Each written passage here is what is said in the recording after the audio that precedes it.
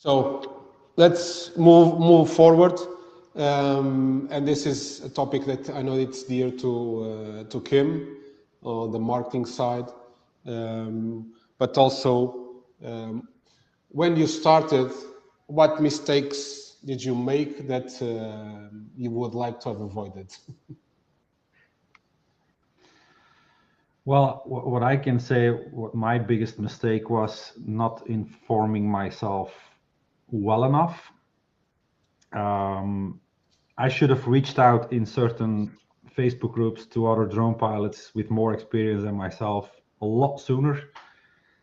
The problem in Europe is there is really not much info available for this type of profession or this type of drone.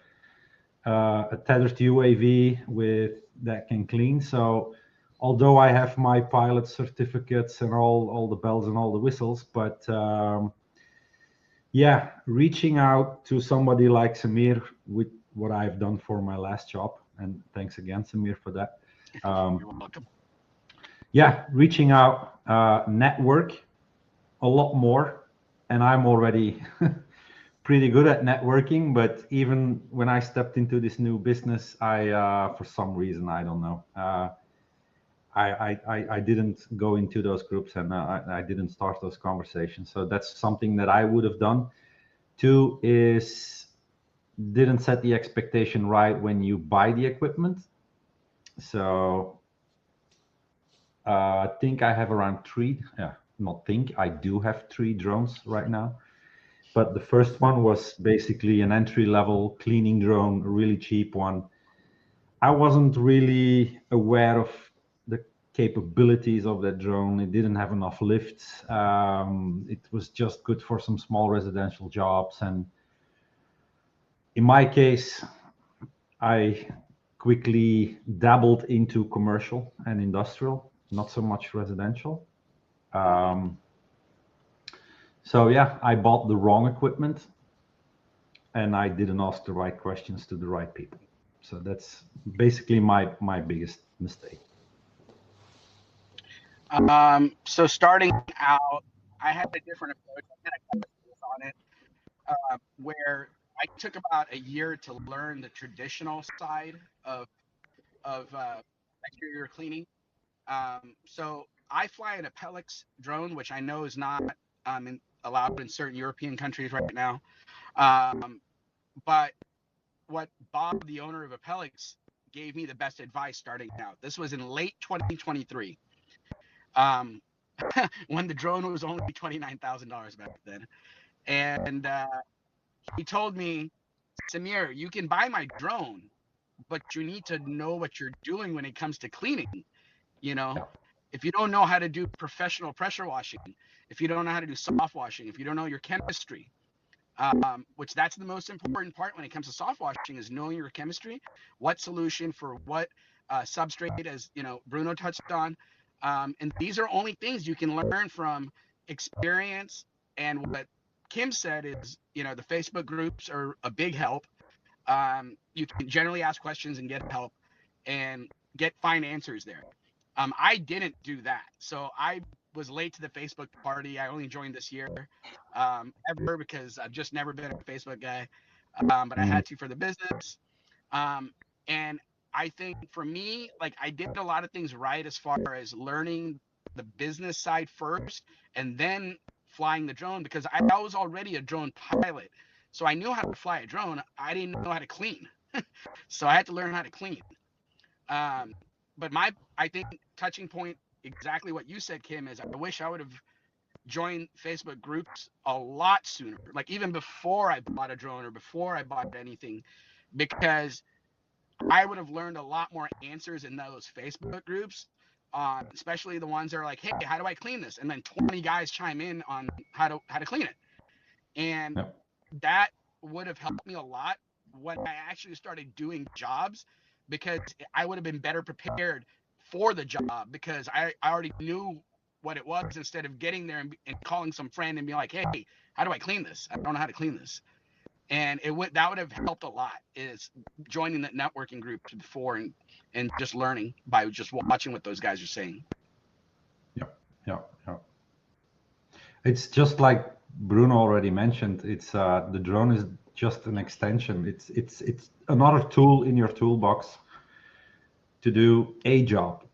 Is it the most efficient one all the time? No. It's same with solar. I used robots.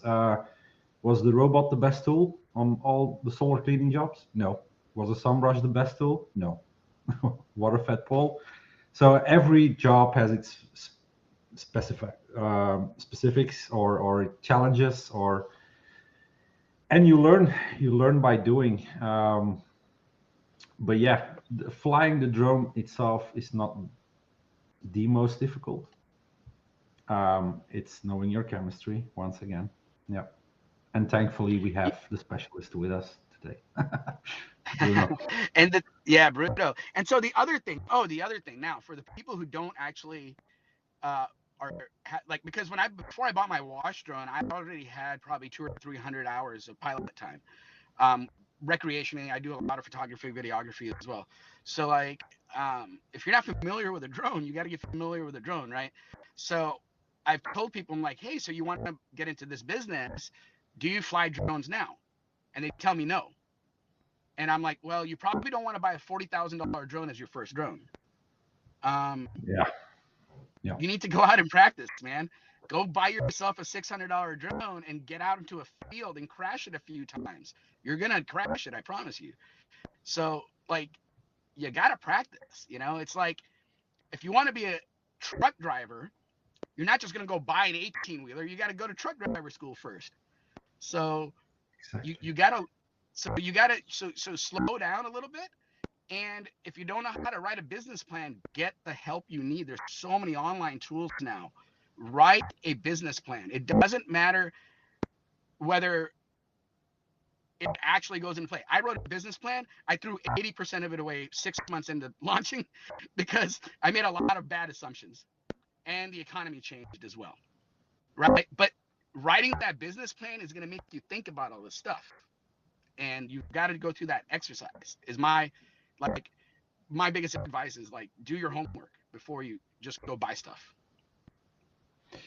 Well, that's a good tip, because drone cleaning, it looks sexy, looks appealing, but yeah, do your due diligence and then do your homework and try it out with another cheaper DJI Mini, whatever.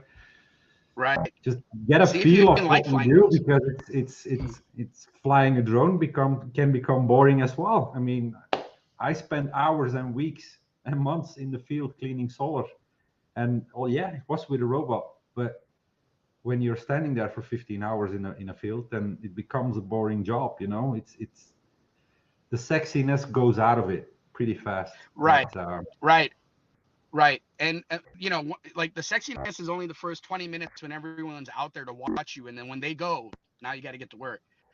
And the other thing there is that's a good point about kind of getting boredom, or I would say lackadaisical.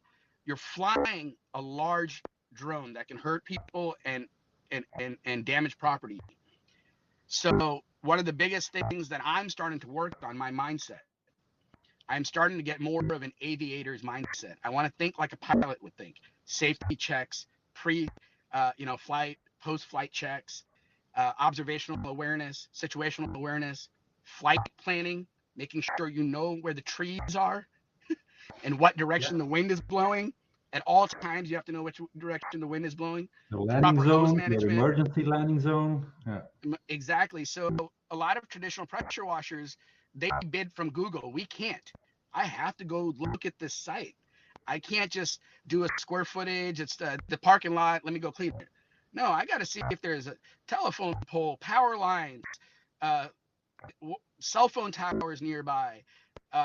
Is the airport nearby? What's my airspace? Can I even legally, will the FAA allow me to fly in this airspace? Do I have to get approval?